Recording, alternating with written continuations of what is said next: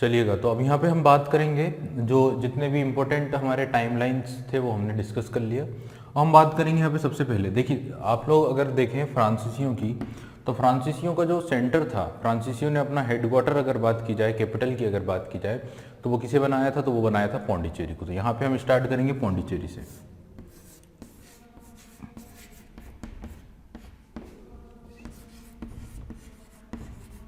ठीक है, तो बात शुरू होगी पौंडीचेरी से, क्योंकि पौंडीचेरी ही क्या था, पौंडीचेरी ही इनका क्या था, हेडक्वार्टर था या सेंटर था। ठीक है, चलिए तो बात करते हैं। सबसे पहले अगर पौंडीचेरी की बात की, देखिए हिस्ट्री तो काफ़ी लंबी है, इतिहास की बात की जाए तो पांड्य रूलर्स ने रूल किया है पौंडीचेरी पर, और भी कई रूलर्स ने रूल किया, लेकिन हम थोड़ा सा 14 सेंचुरी की अगर बात करें, 13 और 14 सेंचुरी 15 सेंचुरी की बात करें, तो पांडिचेरी पर कंट्रोल करने वाला साम्राज्य था, और कंप्लीट साउथ इंडिया पर, है ना, ये सुदूर साउथ इंडिया हो जाता है, एकदम साउथ इंडिया। तो साउथ इंडिया पे तो हमें पता है 14-15 सेंचुरी में रूल किसका चल रहा था? तो वो चल रहा था आपके विजयनगर एम्पायर का। तो यहाँ पर ये बात तय हो जाती है कि यहाँ पर भी किसका नियंत्रण था? विजयनगर साम्राज्य का। ठीक है, लेकिन विजयनगर साम्राज्य को खत्म किसने किया था? तो आपका आंसर होता है कि वो तो एक युद्ध हुआ था 1565 में, जिसका नाम था बैटल ऑफ तालीकोटा। तालीकोटा या राक्षसी तांगड़ी या बन्नी का युद्ध, जिसमें विजयनगर साम्राज्य के जो रूलर थे, जिनका नाम था राम राय, आलिया राम राय, उनकी हार हो गई थी कंबाइंड जो डेक्कन सल्तनत थी उनके हाथों। ठीक है, और उसके बाद फिर विजयनगर साम्राज्य का पतन हुआ। हालांकि अराबिडु वंश रहा कुछ समय तक, ये साम्राज्य चलता रहा, बट लगभग ये खत्म हो गया, और जो डेक्कन सल्तनत थे उन्हीं लोगों ने यहाँ पे अपना कंट्रोल किया था। तो विजयनगर के बाद यहाँ पे कंट्रोल हुआ था डेक्कन सल्तनत में से ही एक सल्तनत, जिसका नाम था बीजापुर। कौन सी सल्तनत का? बीजापुर की सुल्तान या बीजापुर की जो सल्तनत थी उन्हीं का नियंत्रण होता है। बीजापुर का वो काफी लंबा कंट्रोल था, तो यहाँ पर भी बीजापुर का नियंत्रण था। और बीजापुर के सुल्तानों से ही इन्होंने क्या कर लिया था? बीजापुर के सुल्तानों से ही, या बीजापुर के जो रूलर्स थे, उन्हीं के सरदार लोग जो थे, उन्हीं से ही फ्रांसीसियों को पांडिचेरी मिला था। ठीक है, ये बात तय हो गई आप लोगों को। तो मैं एक बार फिर से आप लोगों को पढ़ के बता देता हूँ। The Vijayanagar empire took control of almost all of the south India. ठीक है, तो विजयनगर साम्राज्य का कंट्रोल था लगभग पूरे साउथ इंडिया पर in the 14th century and maintained control until 1638। तो 14 सेंचुरी से लेकर 1638 तक का इनका नियंत्रण था। देवर इन until 1638 when they were supplanted by the Sultan of Bijapur. और 1638 तक नियंत्रण था, लेकिन 1638 में ये चला गया है किसके पास? बीजापुर के पास, और बीजापुर के सुल्तानों का यहाँ पर क्या हो गया? कंट्रोल हो गया। ठीक है, इसके बाद क्या हुआ? तो मैंने बताया कि बीजापुर के सुल्तानों से ही इन्होंने, फ्रांसीसियों ने पौंडीचेरी क्या कर लिया था? प्राप्त कर लिया था। ठीक है, तो यहाँ पे इन 1674 1674 में, इन 1674 1674 की अगर बात करें, the French east India company set up a trading centre at Pondicherry. तो फ्रेंच ईस्ट इंडिया कंपनी ने 1674 में अपना ट्रेडिंग सेंटर कहाँ स्टेब्लिश कर लिया था? पांडिचेरी में। And this outpost eventually became the chief France settlement in India. तो फ्रांसीसियों का जो मुख्य स्थान था, है ना, जो मेन सेंटर था, वही क्या बन गया था आपका? धीरे धीरे पौंडीचेरी। तो पौंडीचेरी ही फ्रांसीसियों का मेन सेंटर बना, और यहीं पर इन्होंने अपना ट्रेडिंग सेंटर स्टेब्लिश किया 1674। एक्चुअली अगर बात की जाए ना 1668 से 1668 में जब ये लोग आए थे इंडिया, 1664 में कंपनी बनी है, से लेकर 1674 तक इन्होंने साउथ इंडिया का जो पूरा कोस्ट था और पूरा जो साउथ इंडिया का जो रीजन था, वहाँ पे लगभग 5 अपने ट्रेडिंग सेंटर बना लिए थे, जैसे सूरत हो गया, मछलीपट्टनम हो गया, पांडिचेरी हो गया, इस तरह से। ठीक है, अब इनका यहाँ पे कंट्रोल चला। लेकिन जब हम बात करते हैं आगे की, तो आप सभी को पता है कि थर्ड कार्नेटिक वॉर जब होता है और जब बैटल ऑफ वांडीवोस लड़ा जाता है 1760 में, देन पौंडीचेरी भी कंट्रोल में आ जाता है किसके? ब्रिटिशर्स के। क्लियर, पौंडीचेरी को कौन कंट्रोल कर लेता है? ब्रिटिशर्स कंट्रोल कर लेते हैं। But after the treaty of Paris, Paris की जब संधि होती है 1763 में, देन वो वापस से सौंप देते हैं पांडिचेरी को, किसे? फ्रांसीसियों को। जैसा कि मैंने बोला था कि अंग्रेज कंट्रोल कर लेते हैं बट वापस दे देते हैं फ्रांसीसियों को। तो ध्यान रखिएगा, ऑन 16 जनवरी 1761, 16 जनवरी 1761 को the British captured Pondicherry from the French. Britishers ने फ्रांसीसियों से पौंडीचेरी को कैप्चर कर लिया, but it was return under the treaty of Paris in 1763 at the conclusion of the 7 years war. तो 7 ईयर वॉर का जो कंक्लूजन रहा, और उसके बाद जो ट्रीटी हुई, ट्रीटी ऑफ पेरिस, उसके बाद ये वापस सौंप दिया गया था किसे? फ्रांसीसियों को। ठीक है, इतनी बात समझ में आ गई। हालांकि एक बार और फिर से कंट्रोल करते हैं अंग्रेज पांडिचेरी पर, लेकिन 1814 में फिर वापस फ्रांसीसियों को सौंप देते हैं। और उसके बाद की स्थिति तो आप लोगों को पता ही है कि 1954 में फ्रांसीसियों से पांडिचेरी इंडिया में मिल जाता है या इंडिया को प्राप्त हो जाता है। ठीक है, तो सबसे पहला पॉइंट आता है कि शेर खान लोधी, क्या नाम था? शेर खान लोधी से इन्होंने पांडिचेरी लिया था। तो यहाँ पे मैं बता देता हूं, शेर खान लोधी।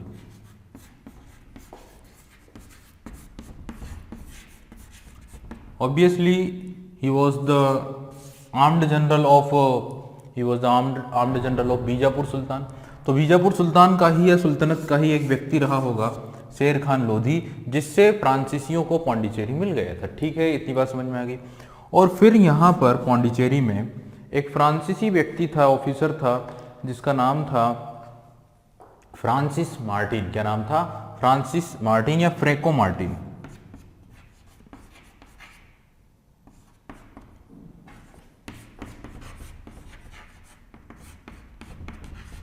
ठीक है, फ्रांसिस मार्टिन।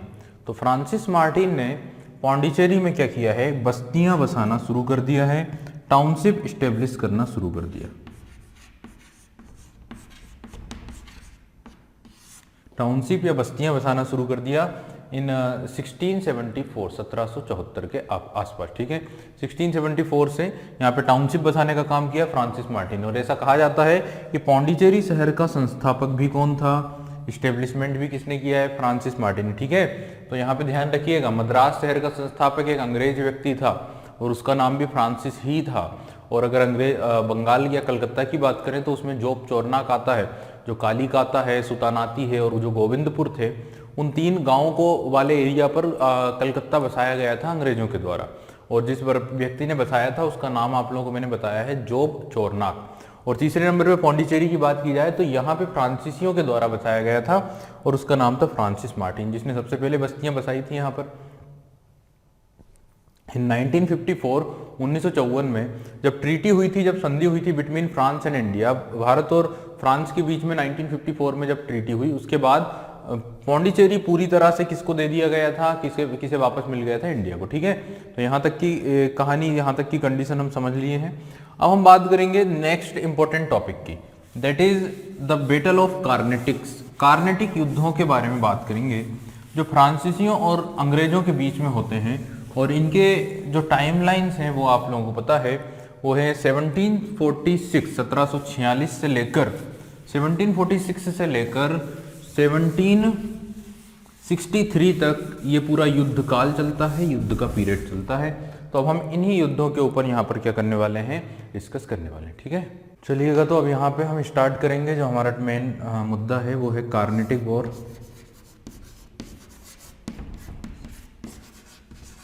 और कार्नेटिक वॉर्स की अगर बात की जाए तो 3 वॉर हैं, 3 युद्ध हैं जो हुए हैं। और जिसका जो युद्ध क्षेत्र है वो क्या है? कर्नाटक, इसीलिए हम इन्हें बोलते हैं द वॉर ऑफ कार्नेटिक। ठीक है, कितने हुए हैं? 3 हुए। तो स्टार्ट करते हैं फर्स्ट कार्नेटिक वॉर से, पहले कार्नेटिक युद्ध से।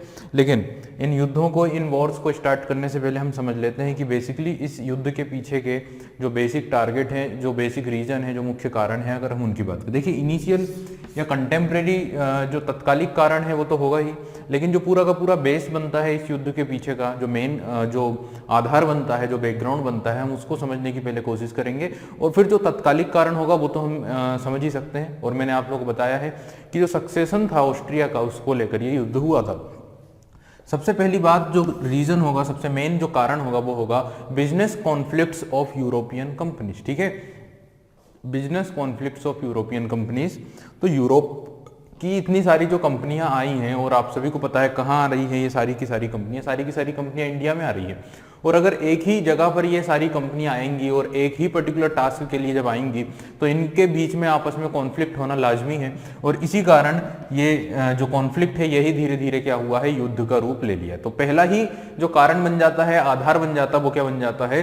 वो बन जाता है ट्रेड कॉन्फ्लिक्ट्स या business conflicts between the European companies. ठीक है, दूसरे नंबर पर अगर बात की जाए तो सेकेंड रीजन जो है वो है इंडियन एडमिनिस्ट्रेशन जो था। अगर बात, अब देखिए, ये जो कंपनियां इंडिया में आई है, ये जो कंपनियां भारत में आई है, उस दौरान इंडिया का जो एडमिनिस्ट्रेशन था, और ये कोई इंडिया के सेंट्रल पार्ट में नहीं आई है, इट मीन्स कि अगर हम बात करें दिल्ली सल्तनत की या मुगल वाले क्षेत्रों की, तो वहां पर नहीं पहुंचे, ये सिर्फ और सिर्फ कहां पर पहुंचे, ये सिर्फ और सिर्फ पहुंचे इंडिया के जो कोस्टल रीजन थे, जो तटीय क्षेत्र थे, उन भागों पर। ठीक है, तो यहाँ पे ये जो कंपनियां आई हैं, इनका जो बेसिक टारगेट अभी है वो सिर्फ कोस्टल पार्ट है इंडिया का, समझ गए, तटीय क्षेत्र ही है। ठीक है, तो ये लोग यहाँ पे सिर्फ कोस्टल रीजन में पहुंचे, और वहां पर उन कोस्टल रीजन में इंडियन रूलर्स उतने मजबूत नहीं है, इंडियन एडमिनिस्ट्रेशन उतना मजबूत नहीं है। इट मीन्स कि वहां का जो एडमिनिस्ट्रेशन है, जो प्रशासन है, वो काफी वीक है, काफी कमजोर है। तो एक बात ये समझ में आ जाती है कि Indian administration was weak in the coastal region of India. तो भारत के तटीय क्षेत्रों में इंडिया का जो एडमिनिस्ट्रेशन था वो वीक था या कमजोर था। ठीक है, आर्मी रखना पड़ी थी, फिर इन कंपनीज को, इन कंपनियों को अपने पास क्या रखनी पड़ी, अपनी सिक्योरिटी के लिए, अपनी सुरक्षा के लिए क्या रखनी पड़ी, आर्मी रखनी पड़ी थी।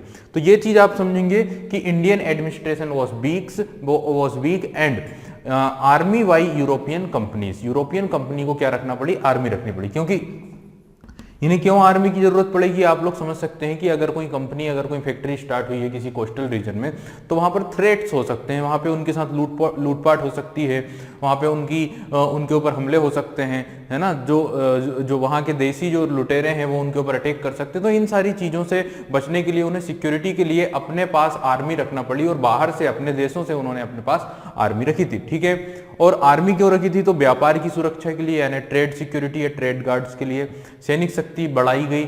ठीक है, और यहीं पर इसके पीछे एक और जो टारगेट है वो क्या है, इंपीरियलिस्टिक, समझ गए ना। तो साम्राज्यवादी जो विचारधारा है, जो इंपीरियलिस्टिक आइडियोलॉजी है, उस पर्टिकुलर आइडियोलॉजी के कारण भी इन्होंने यहां पर क्या रखा था, आर्मी को अपने पास रखा था। ठीक है, तो ये जो दूसरा कारण है वो क्या है कि इन लोगों ने अपने पास क्या रखी है, सेना रखी है, अपनी सिक्योरिटी के लिए रखी है। लेकिन अगर मान लो कि उस समय इंडिया का एडमिनिस्ट्रेशन कमजोर नहीं होता, मजबूत होता यहाँ पर कोस्टल रीजन में, तो इन्हें आर्मी की जरूरत नहीं पड़ती। और अगर इनके पास सेना ही नहीं होती, अगर इनके पास आर्मी ही नहीं होती, तो फिर ये उतने मजबूत नहीं हो पाते। ठीक है, तो दूसरा कारण आपको समझ में आया कि इनके पास अपनी पर्टिकुलर आर्मी थी।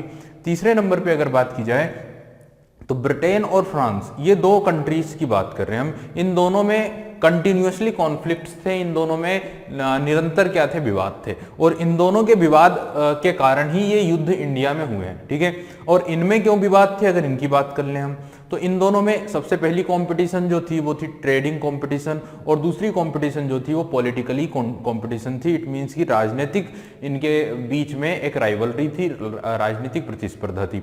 दोनों ही अपने इंपीरियल, अपने साम्राज्य को बढ़ाना चाह रहे थे, ये एक मुख्य कारण था, और यही एक बेसिक टारगेट बन जाता। तो तीसरा कारण क्या है, ब्रिटेन फ्रेंच कॉन्फ्लिक्ट, और इसमें यह है कि एक दूसरे के ये दोनों क्या थे, बहुत बड़े दुश्मन थे, और इसी कारण इनके बीच में जब ये यूरोप में लड़ते हैं, जब इनके बीच में झगड़े यूरोप में होते हैं, तो ये उन कंट्रीज में जहां जहां पर इनकी क्या है, इनकी बस्तियां हैं या इनकी कंपनीज है, वहां पर भी ये दोनों आपस में युद्ध में लग जाते हैं। ठीक है, आखिर इनके बीच में इतना युद्ध क्यों होता है, जैसे हम बात करें इंडिया और पाकिस्तान, तो इनके बीच में क्यों ये विवाद है। तो हमारे इंडिया और पाकिस्तान की बात करें तो कई सारे डिस्प्यूट हैं, जैसे कि अगर हम सीमा को लेकर बात करें, हम ओरिजिन को लेकर ही बात की जाए, है ना, रिलीजियस बात की जाए, तो काफी सारे डिस्प्यूट्स हैं। वहीं पर सबसे बड़ा डिस्प्यूट इंडिया पाकिस्तान के बीच में अगर देखा जाए तो जो पर्टिकुलर क्षेत्र है, जो टेरिटोरियल नेक्सस है, उसको लेकर है ना। और अगर हम बात करें यहाँ पे फ्रांस और ब्रिटेन की, ब्रिटेन और फ्रांस के बीच में जो डिस्प्यूट है, इनके बीच में कल्चरल फाइट है, सांस्कृतिक विविधता जो सालों से इनके यहाँ पे चल रही है। ठीक है, तो एक तो ये कारण है, और दूसरा जो कारण बना वो बना अमेरिका। आप सभी को पता है कि अमेरिका 1492 में डिस्कवर किया गया था बाई कोलंबस, जो स्पेन का एक नागरिक था। ठीक है, तो अमेरिका में इस जब खोज हुई उसके बाद कंटिन्यूसली यूरोपियन कंट्रीज ने अमेरिका पर धावा बोल दिया, और यहाँ पर दो लोग सबसे ज्यादा थे, एक था फ्रांस और दूसरा था ब्रिटेन। फ्रांस ने लगभग कनाडा वाला क्षेत्र, जो कनाडा वाला जो क्षेत्र है, यानी अमेरिका, नॉर्दर्न अमेरिका का जो उत्तरी भाग है, उसको लगभग अपने कंट्रोल में किया था, और ब्रिटेन ने जो आज का यूएसए है, यूनाइटेड स्टेट ऑफ अमेरिका है, वहां पर। अब इन दोनों के बीच में लगातार वहां पे कॉन्फ्लिक्ट चल रहे थे, दोनों के बीच में लगातार वहां पर विवाद चल रहे थे, कहां पे, नॉर्दर्न अमेरिका में, और यही एक मेन कारण बन जाता है जिसके कारण इन दोनों के बीच में हमेशा डिस्प्यूट जो है स्टार्ट हो गए थे। ठीक है, तो एक कारण बन गया अमेरिका या नॉर्दर्न अमेरिका वाली बात। फिर चौथा जो कारण हो जाता है इन कार्नेटिक वॉर्स का, वो हो जाता है 1742 में, जब डुप्ले भारत का गवर्नर जनरल बनकर आया है फ्रांसीसी बस्तियों के लिए या फ्रांसीसी कंपनी के लिए इंडिया में। और जो डुप्ले था उसकी जो पॉलिसी थी, उसकी जो नीतियां थी, वो अंग्रेजों के लिए काफी बुरी नीतियां थी, और साथ ही वो एम्पायर ज्यादा बड़ा करना चाह रहा था फ्रांसीसियों का। तो ये चार कुछ कारण हो जाते हैं किससे रिलेटेड, कार्नेटिक वॉर से रिलेटेड। तो कार्नेटिक वॉर के पीछे के जो मेन कारण थे वो मैंने बताया। अब हम बात करते हैं फर्स्ट कार्नेटिक वॉर की।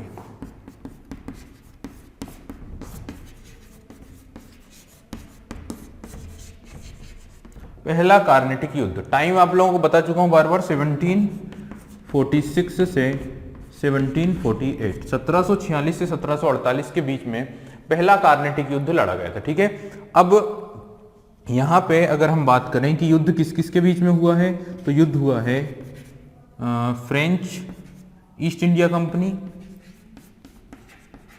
और दूसरा है ब्रिटिश ईस्ट इंडिया कंपनी। ठीक है, इन दोनों के बीच में युद्ध हुआ है। एक फ्रेंच कंपनी है और दूसरी ब्रिटिश ईस्ट इंडिया कंपनी है। यहां पे इस फ्रेंच कंपनी की ओर से कौन है जो इस युद्ध में लीडर है, तो वो है एक नाम डुप्ले, है ना, डुप्ले मेन पर्सन था, और दूसरा नाम आता है लोबार्डने का। क्लियर, लोबार्डने। तो लोबार्डने और डुप्ले, ये दो लोग हैं जो फ्रेंच साइड से ये अपनी फोर्स को लीड कर रहे हैं। ठीक है, और ब्रिटिशर्स की अगर बात की जाए तो ब्रिटिशर्स की ओर से इस युद्ध में कौन लीड कर रहा है, तो ब्रिटिशर्स की ओर से इस युद्ध को लीड कर रहे हैं आपके देखिए ब्रिटिश ईस्ट इंडिया कंपनी है, और दूसरा जो अगर बात की जाए तो यहाँ पे नाम आ जाता है नवाब अनबरुद्दीन का। किसका नाम आ जाता है, कर्नाटक के जो नवाब थे नवाब अनबरुद्दीन, और दूसरा नाम जो आता है वो उनके पुत्र का आ जाता है जो है महफूज खान। तो ईस्ट इंडिया कंपनी तो है, उनके साथ में कौन है, उनके साथ में है महफूज खान और नवाब अनबरुद्दीन, जो अंग्रेजों के सपोर्टर थे और अंग्रेज भी उनको सपोर्ट कर रहे थे। तो बेसिकली ये युद्ध हुआ है दो कंपनियों के बीच में, और इसमें इस युद्ध में पिसाने का काम किसने किया है, जो बीच में पड़ गए हैं वो कौन पड़ गए हैं, नवाब अनबरुद्दीन और उनका पुत्र जिसका नाम क्या है, महफूज खान। ठीक है, तो ये मैंने आप लोगों को बता दिया कि युद्ध किस किस के बीच में हुआ। अब हम बात करते हैं इस युद्ध के क्या कारण थे, इस युद्ध के क्या रीजन थे। ठीक है, इस युद्ध के जब हम रीजन की बात करते हैं, इस युद्ध के जब हम कारणों की बात करते हैं, ठीक है, तो आपको समझ में आएगा कि मैंने आप लोगों को पहले भी बताया है कि इस युद्ध का जो बेसिक टारगेट, बेसिक जो रीजन था वो क्या था, वो था ऑस्ट्रिया के सक्सेसर वॉर को लेकर। क्लियर, ऑस्ट्रिया का सक्सेशन, ऑस्ट्रिया का उत्तराधिकार, इस मुद्दे पर ये युद्ध लड़ा गया था कि ऑस्ट्रिया की सक्सेसर कौन होगा, ऑस्ट्रिया का उत्तराधिकारी कौन होगा। ठीक है, तो यहां पे थोड़ा सा समझ लेते हैं ऑस्ट्रिया का सक्सेशन क्या है।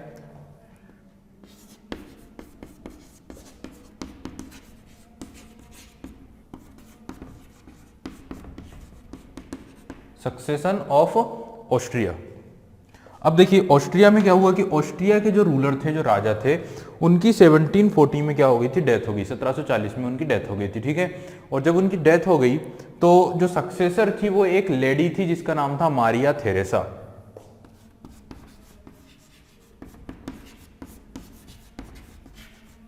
मारिया थेरेसा, ये सक्सेसर अगली लेडी जो थी वो क्वीन बनने के लिए सबसे योग्य थी। ठीक है, लेकिन देखिए ऑस्ट्रिया की बात की जाए तो ये रोमन एम्पायर का ही एक हिस्सा था, रोमन साम्राज्य का ही एक अंग था।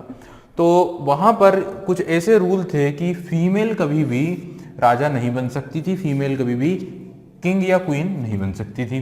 तो फ्रांस के लोगों ने इस बात पर, या फ्रांस की जो गवर्नमेंट थी, फ्रांस के जो रूलर थे, उन्होंने इस बात पर ऑब्जेक्शन किया कि कोई भी फीमेल कभी भी रूलर के रूप में अपॉइंट नहीं हो सकती है according to Roman empire. Roman empire में ऐसा कभी नहीं होता है कि फीमेल कभी भी क्या बने, फीमेल कभी भी किंग बने या क्वीन बने। ठीक है, ये बात थी, इस चीज को अपोज कर रहा था कौन, फ्रांस। और वहीं ब्रिटिशर्स की बात की जाए तो ब्रिटिशर्स इस मुद्दे पर सपोर्ट कर रहे थे, ब्रिटिशर्स इसके इनके साथ थे। ठीक है, तो ब्रिटिशर्स तो साथ थे क्योंकि ब्रिटेन में तो फीमेल्स ही क्वीन बना करती थी, है ना। ये तो हमने पढ़ा ही है कि जो एलिजाबेथ थी वो ब्रिटेन की क्वीन थी, है ना। 1603 में डेथ हुई थी उनकी, उनके बारे में भी हमने डिस्कस किया ब्रिटेन वाले टॉपिक में। तो ये एक चीज आप लोगों को समझना है कि इस मुद्दे पर, मारिया थेरेसा के मुद्दे पर फ्रांस उनका अपोज कर रहे हैं और ब्रिटिशर्स उनका क्या कर रहे हैं, सपोर्ट कर रहे हैं। इसी के कारण इन दोनों के बीच में क्या हुआ था, ये युद्ध शुरू हुआ था। चलिएगा, तो यहाँ पे एक चीज आपको पता चल गई है कि युद्ध का जो कारण है, युद्ध का जो रीजन है, तो पहला जो रीजन आपको समझ में आया है वो ये आया है कि सक्सेशन वॉर ऑफ ऑस्ट्रिया का सक्सेशन वॉर, और जहाँ पे जो डिस्प्यूट है वो है Maria Theresa dispute. Maria Theresa dispute में जहाँ पे दो कंट्रीज हैं, एक फ्रांस और दूसरी है ब्रिटेन।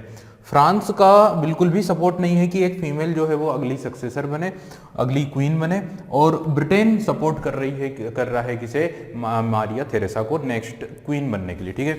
अब जब ये युद्ध शुरू होता है 1740 में, तो कई और भी यूरोपियन कंट्रीज हैं जो एक दूसरे का सपोर्ट करती है और इस युद्ध में शामिल हो जाती है। ऐसा यूरोप का कल्चर ही है, ऐसी हिस्ट्री है कि जब भी दो कंट्रीज युद्ध लड़ती है तो बाकी के नेशन भी एक दूसरे के सपोर्ट करके आपस में जो है युद्ध में शामिल हो जाते हैं, ठीक है। तो पहला रीजन आपको समझ में आ गया, पहला कारण समझ में आ गया, सिस्टम आपको समझ में आएगी कि क्या हुआ है। इस घटना के बाद ये घटना कब की है, ये जो सक्सेशन वॉर है इसकी अगर बात की जाए तो ये तो 1740 का है, ये है 1740 का, ठीक है। अब दूसरा कारण जो होगा उसकी बात करते हैं। सेकंड कारण की अगर बात की जाए, सेकंड रीजन की अगर बात की जाए तो वो ये है कि फ्रांस की जो साम्राज्यवादी जो नीति थी वो यहाँ पे दिखाई देना शुरू हो जाती है। देखिए 1740 तक फ्रांस और 1668 जब से ये आए हैं तब से लेकर 1740 तक ये सिर्फ और सिर्फ ट्रेड कर रहे थे। लेकिन 1742 में after the battle of succession in Austria, in 1742 इन्होंने किसे अपॉइंट कर दिया था, डुप्ले को, ठीक है। डुप्ले को अपॉइंट कर दिया क्योंकि इनकी जो पॉलिसी है वो साम्राज्यवादी नीति है, और साम्राज्यवादी नीति यहाँ पे दिखाई देती है French imperialistic policy and business ambition, और इसी कारण इन्होंने किसे अपॉइंट कर दिया था, इन्होंने अपॉइंट कर दिया था किसे, डुप्ले को, ठीक है। डुप्ले को अपॉइंट कर दिया 1742 में, और 1742 में डुप्ले को अपॉइंट किया। इसके बाद क्या घटना घटती है, इस युद्ध की जो पृष्ठभूमि या कारण तैयार हुआ है तीसरे नंबर पे। थर्ड जो इवेंट है वो ये है कि French ship captured by British navy, British navy ने अटैक कर दिया था फ्रेंच की नेवी के ऊपर, और फ्रेंच की नेवी ने ब्रिटेन की नेवी ने फ्रांस की कुछ नेवी की शिपों को अटैक किया और उन्हें क्या कर लिया, कैप्चर कर लिया, ठीक है।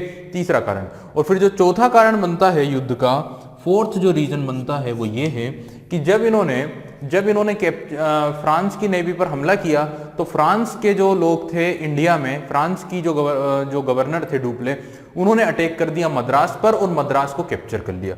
तो यहां पर मद्रास को कैप्चर कर लिया गया है,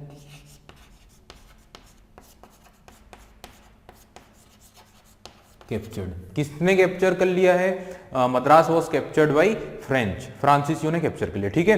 तो चार कारण मैं आप लोगों को फिर से बता देता हूं। पहले नंबर पे है सक्सेशन वॉर ऑफ ऑस्ट्रिया जो हुआ 1740 में, किस मुद्दे को लेकर, मारिया थेरेसा को लेकर, ठीक है। दूसरा जो है वो 1742 में जो इनकी इंपीरियलिस्टिक पॉलिसी शुरू हो गई है, साम्राज्यवादी नीति शुरू हो गई है और इन्होंने डुप्ले को अपॉइंट करके भेज दिया है। तीसरा जो कारण है 1742 के बाद 1745 में 1745 में इन्होंने क्या किया है, इन्होंने फ्रांस की नेवी के ऊपर हमला कर दिया है, किसने, ब्रिटिश नेवी ने। देन इसका इफेक्ट ये हुआ कि 1746 के लगभग मद्रास को कैप्चर कर लिया फ्रांसीसियों ने, और मद्रास अंग्रेजों का एक क्या था, केंद्र था, एक मद्रास अंग्रेजों का ही एक गढ़ था, ठीक है। अब ये सारे इवेंट हैं जो इस युद्ध के कारण बनते हैं। कौन से युद्ध के, फर्स्ट कार्नेटिक वॉर के जो कारण बनते हैं वो मैंने बताया। अब यहाँ पे कुछ चीजों को हम समझते हैं, इन सीक्वेंस को और सिस्टमेटिकली जमाने की कोशिश करते हैं। सबसे पहली बात, कुछ नाम ध्यान रखिएगा। जैसे फ्रांस की ओर से आप लोगों को मैंने एक नाम बताया है डुप्ले जो गवर्नर था, और दूसरा नाम यहाँ पे जो हमें मिलता है वो मिलता है किसका, लाबोर्देने का, जो फ्रांस का ही एक सेनापति था या नेवल कमांडर था मेडागास्कर में, ठीक है। तो डुप्ले और लाबोर्देने, डुप्ले कौन है, भारत में फ्रांस का गवर्नर है, और लाबोर्देने कौन है, तो वो एक आर्म्ड जनरल है, नेवल कमांडर है मेडागास्कर में, ठीक है। अब दूसरी तरफ नाम की अगर बात की जाए तो एक नवाब अनवरुद्दीन और उनका पुत्र कौन है, महफूज खान, ठीक है। ये दो नाम आ गए। अब हम कुछ जगहों की बात कर लेते हैं, कुछ प्लेसेस की बात कर लेते हैं। तो यहाँ पे कुछ जगह की अगर बात की जाए तो पहला नाम आता है पांडिचेरी। पांडिचेरी जिस पर किसका कंट्रोल था, तो पांडिचेरी पर नियंत्रण था फ्रांसीसियों का। दूसरा नाम आता है मद्रास का, और मद्रास जो है वो कंट्रोल में था अंग्रेजों के। और तीसरा नाम आता है कुडालोर। कुडालोर जो मद्रास के ही निकट है, मद्रास के ही पास में आता है, लगभग कुछ किलोमीटर्स की डिस्टेंस पर। तो मद्रास के पास जो कुडालोर है उस पर भी अंग्रेजों का कंट्रोल था, लेकिन वहां पर अंग्रेजों ने एक फोर्ट बनाया था जिसका नाम था Fort Saint Davis. Clear, Fort Saint Davis कहां पर था? कुडालोर में, जो मद्रास के पास था, और वो वहां पर भी अंग्रेजों का ही नियंत्रण था। ठीक है, इतनी चीज समझ में आ गई। और ये जो तीनों जगह है ना, कौन कौन सी, वापस से बताता हूं। पौंडीचेरी, सेकंड नंबर पे आपका जो मैंने नाम बताया मद्रास, और थर्ड नंबर पे जो मैंने नाम बताया कुडालोर, जहां पे फोर्ट सेंट डेविस था। ये तीनों के तीनों आते हैं किसके कंट्रोल में? उस समय कर्नाटक प्रांत के, कर्नाटक रियासत के अंडर कंट्रोल में आते हैं। ये तीनों जगह किसके कंट्रोल में आती है? कर्नाटक के, है ना। काफी लंबा बड़ा एम्पायर था कर्नाटक का। और ये उस समय कर्नाटक के नवाब बताया अनवरुद्दीन, और दूसरा नाम बता दिया है क्या? महफूज खान। अब देखिए क्या कैसे कैसे सिस्टमेटिक चीजें शुरू होती है। तो यहां पर क्या हुआ, 1740 में जब ये बैटल ऑफ सक्सेशन शुरू हुआ और डुप्ले को यहां पर भेजा गया, और डुप्ले को जब भेजा गया है तब डुप्ले जो है फ्रांसीसियों का गवर्नर है, पांडिचेरी में बैठा हुआ, जो सेंटर है फ्रांसीसियों का, और दूसरा नाम है मोर्स। मोर्स की अगर बात की जाए तो मोर्स जो था वो मद्रास में अंग्रेजों का गवर्नर था। ठीक है, अंग्रेजों का जो गवर्नर था वो था मोर्स, कहां पे? मद्रास में। ठीक है, अब ये जो दोनों लोग हैं, ये दोनों लोग मिलने के लिए जाते हैं किसके पास? ये दोनों लोग मिलने के लिए जाते हैं अनवरुद्दीन के पास। ठीक है, क्योंकि इन लोगों ने यहां पर आश्वासन दिया था, बोथ गवर्नर एश्योर्ड पीस, इन दोनों ने ही क्या किया था? शांति का आश्वासन दिया था कि हम यहां पर कोई भी युद्ध नहीं लड़ेंगे, क्योंकि कर्नाटक के नवाब की यह दरख्वास्त थी कि आप यहां पर कर्नाटक में, हमारे साम्राज्य में आपस में युद्ध आपके नहीं होना चाहिए। तो इन दोनों ने ही शांति की क्या की थी? अपनी तरफ से आश्वासन दिया था। ये दोनों ही मिले थे कर्नाटक के नवाब से। कर्नाटक की जो उस समय राजधानी थी वो थी अर्कोट। तो अर्कोट में जाकर दोनों मिले हैं अनवरुद्दीन से, और उन्हें आश्वासन दिया है कि हम यहाँ पे युद्ध नहीं करने वाले। ठीक है, लेकिन फिर युद्ध कैसे हुआ उसकी घटनाओं की अगर बात की जाए तो युद्ध का जो बेसिकली कारण बना है वो क्या बना है? वो बना है 1745, 1745 की घटना, जब 1745 में ब्रिटिश नेवी ने हमला कर दिया फ्रेंच नेवी के ऊपर, और फ्रांस की नेवी के कई सारे ऑफिसर्स की हत्या कर दी और उनको कैप्चर कर लिया था। फ्रांस के कई सिपों को कैप्चर कर लिया था ब्रिटिश नेवी ने। ठीक है, 1745 में जब ये इवेंट होती है तो इस बात से सबसे ज्यादा गुस्सा आती है किसे? सबसे ज्यादा एंगर में आता है कौन? डुप्ले। और डुप्ले ने इस बात से नाराज होकर, डुप्ले सबसे पहले गया किसके पास मिलने के लिए? नवाब अनवरुद्दीन के पास। ठीक है, नवाब अनवरुद्दीन के पास मिलने के लिए जाता है डुप्ले, और डुप्ले उनसे कहता है कि देखिए इन्होंने हमारी नेवी पर हमला कर दिया है, और अब हम इनका जो मेन गढ़ है, जो मुख्य केंद्र है मद्रास, इस पर अटैक करने के लिए जा रहे हैं। लेकिन जब हम मद्रास पर अटैक करने जाएंगे अंग्रेजों पर, तब आपको अंग्रेजों की सहायता नहीं करनी है। क्यों नहीं करनी है? क्योंकि जब हम उसे जीत लेंगे तब हम मद्रास आपको सौंप देंगे। ये वादा कर देता है कौन? ये वादा कर देता है डुप्ले। और डुप्ले बोल देता है अनवरुद्दीन से कि जब हम अंग्रेजों पर हमला करने जाएंगे मद्रास में, तब आपको उनका सपोर्ट नहीं करना है, क्योंकि हम सभी को पता है कि अंग्रेजों का सपोर्टर था अनवरुद्दीन। तो आपको सपोर्ट नहीं करना है अंग्रेजों का, क्योंकि जीतने के बाद हम बदले में मद्रास आपको सौंप देने वाले। ठीक है, ये वादा कर दिया। और यहीं पर डुप्ले ने बुलवा लिया था किसे? लाबोर्दने को। लाबोर्दने जो काफी स्किल्ड था, काफी योग्य था, काफी योद्धा के रूप में जाना जाता था, नेवल कमांडर के रूप में। किसका? फ्रांसीसियों का। और कहां पर था वो? मेडागास्कर।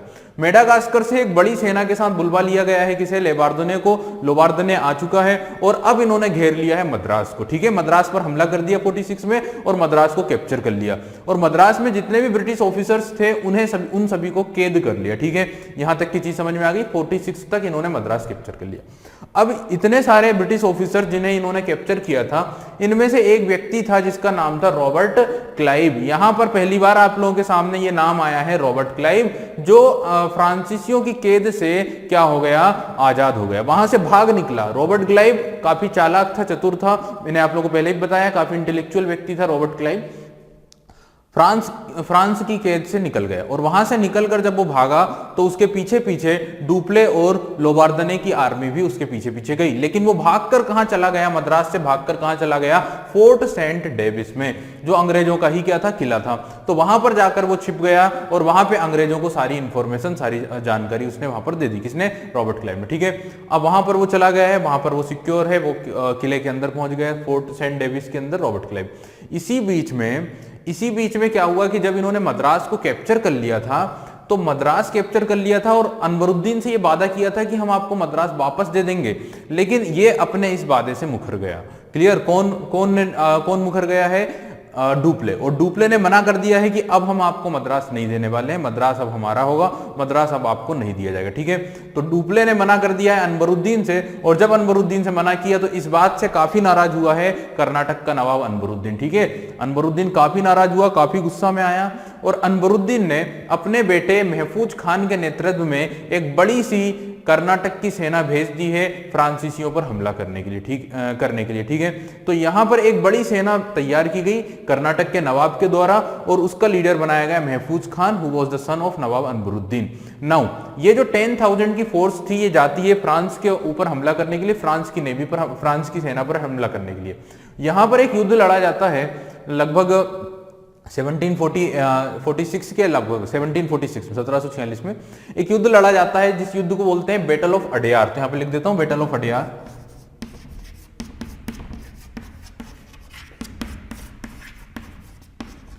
जिसे सेंट टोमे भी कहा जाता है, सेंट टोमे या सेंट टोम।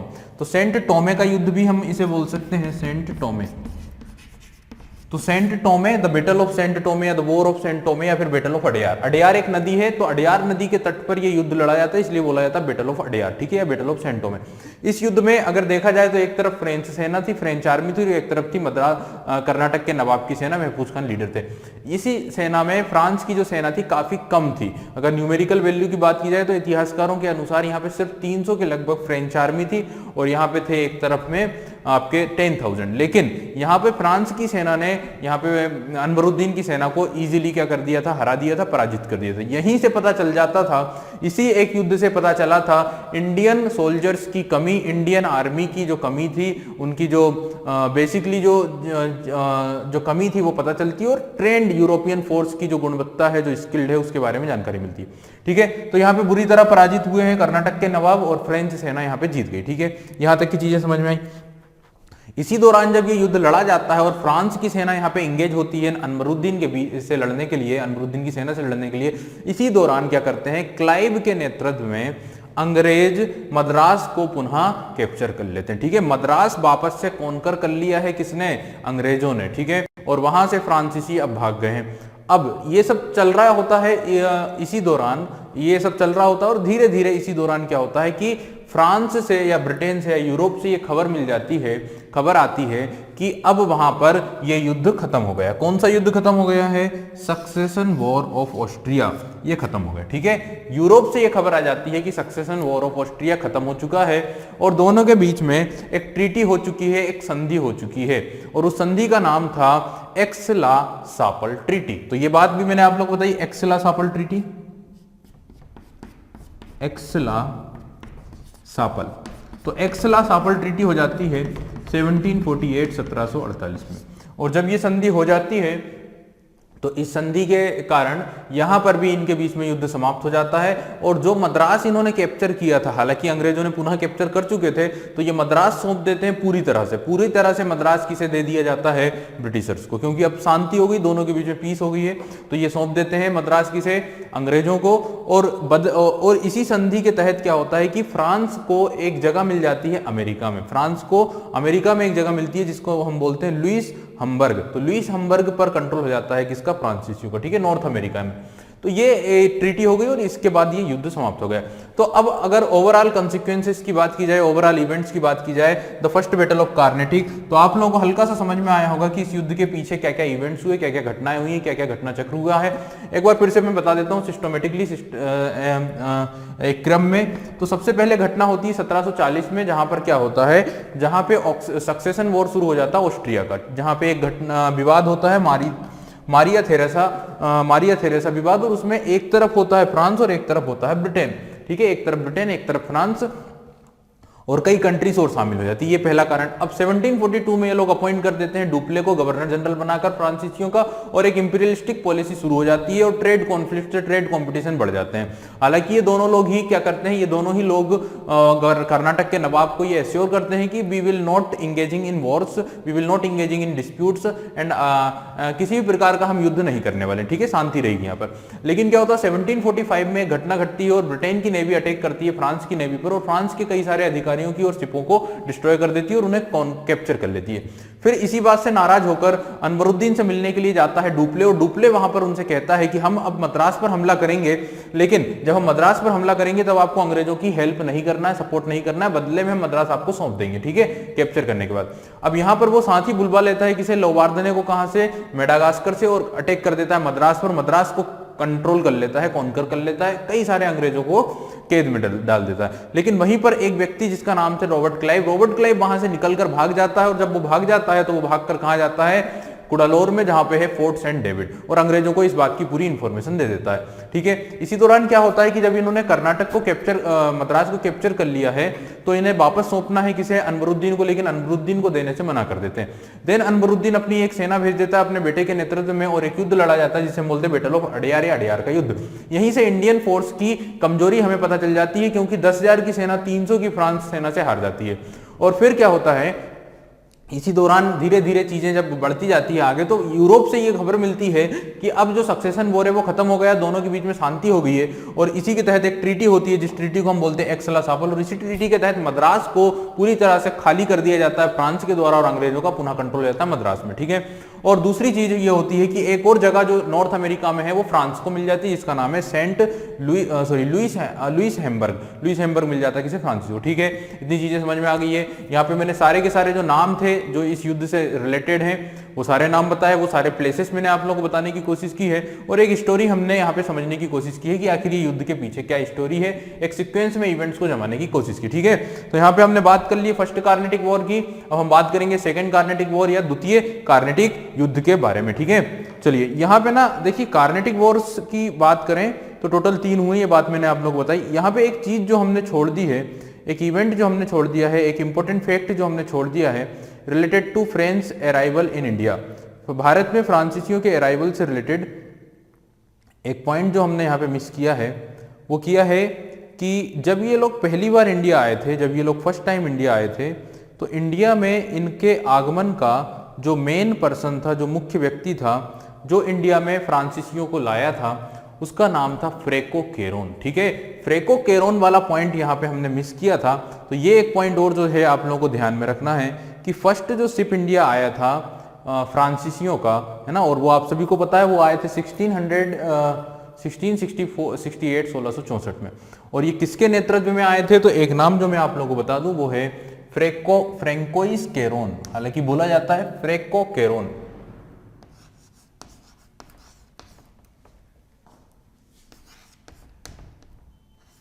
फ्रेंकोइस केरोन, तो ये एक नाम ध्यान में रखना है आप लोगों को। फर्स्ट पर्सन, क्योंकि आप लोग पता फर्स्ट पर्सन जो आया है उसके नाम आपको पूछे जाते हैं। जैसे हम बात करें ब्रिटिशर्स की, तो ब्रिटिशर्स में कौन आया था, तो नाम आप लोगों को पता है क्या नाम आता है, कैप्टन हॉकिंस। ठीक है, कैप्टन हॉकिन। और दूसरा अगर पुर्तगाल की बात की जाए तो हम सभी को पता है कि जो आया वास्को डी गामा आया था। अगर हम बात करें डचों की तो कार्नेलियस शूटमैन एक इंपॉर्टेंट नाम आ जाता है। अब हम बात करें फ्रांसीसियों की, तो फ्रांसीसियों में जो नाम आता है, जो इंडिया आया था अपने शिप से, अपने जहाज से मेडागास्कर होता हुआ, उसका नाम है फ्रेको केरोन। ठीक है, फ्रेको केरोन कौन है, इसके पीछे की हिस्ट्री क्या है, तो उसको हल्का सा ये समझें कि he was a French neutralize person. Clear, France का न्यूट्रलाइज पर्सन था, और ये बेसिकली अगर देखा जाए तो ये बिलोंग करता है नीदरलैंड या हॉलैंड से, यानी ये भी इसका जन्म जो हुआ था या ये जो व्यक्ति था ये नीदरलैंड का था। और नीदरलैंड की जो कंपनी थी VOC यानी वेरिंग दे ऊस्ट इंडिके कंपनी, यहां पर इस कंपनी में एक महत्वपूर्ण पोस्ट पर था और यहां पे काम किया था उसने 30 ईयर। VOC में लगभग 30 साल उसने काम किया था और एक केबिन बॉय से लेकर डायरेक्टर जनरल तक बन गया था। और बाटविया जो इंडोनेशिया में है, जहां पे इन लोगों का सेंटर था, देखिए हमने जब पढ़ा है डचों को, तो डचों का हमने जो हेडक्वार्टर पढ़ा वो बाटविया था। बाटविया कहां पर है, बाटविया है इंडोनेशिया में।